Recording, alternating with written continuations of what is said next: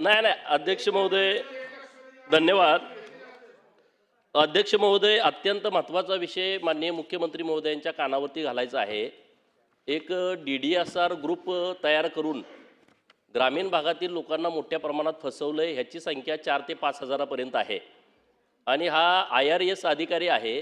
त्या अधिकाऱ्यानं इतर लोकांच्या नावावरती ही कंपनी रजिस्टर करून आतापर्यंत DDSR Heights, Tathagat housing society, Swapnapurti housing society, Anu Vishwa housing society, DDSR Satvik, Honey Homes, Matoshree housing society, ही तर आमदार खासदारांची सोसायटी आहे. Maitri housing society Kalamboli, Mumbai Ajinkya housing society, Maitri Sanpada, DDSR Heritage, कलाकार पत्रकार housing society, DDSR Dreamwood, DDSR Pride, नंतर DDSR Anuparva, Jai Shrikrishna, DDSR Lakshmi, Riverside, अशा जवळजवळ 18 सोसायट्या आणि काही प्लॉट्स घेऊन लोकांना फ्लॅट देतो, कमी दरात देतो, अशा पद्धतीनं लोकांच्याकडून इन्व्हेस्टमेंट घेतलेली आहे.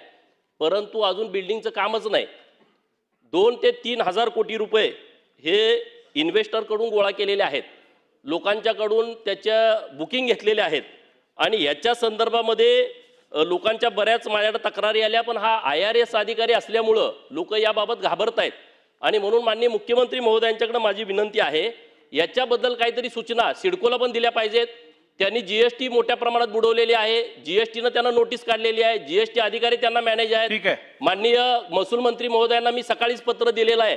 एक त्यांना नोटीस तिथले जे अधिकारी आहेत, तहसीलदार माननीय ठाणेचे दत्तात्रय बेंडे, यांनी काही ब्रांचचा त्यांना दंड पण केलेला आहे, पण भरून घेतलेला नाही.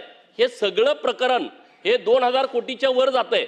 आणि तो एक जो त्यांना फाईट पैसे करून देतोय जीवनदास KP बाई म्हणून, ह्या लोकांनी 2000 कोटी त्यांना वाईट करून दिलेले आहेत. लोकांची फसवणूक आहे. 2025ला 2026ला फ्लॅट त्यांना ताब्यात देतो म्हटले होते, एकालाही फ्लॅट ताब्यात दिलेला नाही. माननीय मुख्यमंत्री महोदय, मला वेळेचं बंधन आहे माहीत आहे, परंतु आपण योग्य अधिकाऱ्यांना याच्याबद्दलच्या सूचना द्या. माझ्याकडे इन्व्हेस्टर बुकिंग करणाऱ्या सगळ्या लोकांची यादी आहे. गोपीचंद पडळकरजींनी आता जी माहिती सभागृहात मांडली आहे ती गंभीर दिसून येत आहे. त्यामुळे शासनाने दखल घेऊन योग्य कारवाई करावी. सन्माननीय गोपीचंद पडळकरांनी अतिशय गंभीर अशा प्रकारची माहिती या सभागृहात दिली आहे. सदस्याने दिलेली माहिती खरी समजून त्याच्यावर कारवाई करण्याची या सभागृहाची पद्धत आहे. त्यामुळे त्यांची माहिती ही प्राप्त करून घेऊन जॉईंट CP लेवलच्या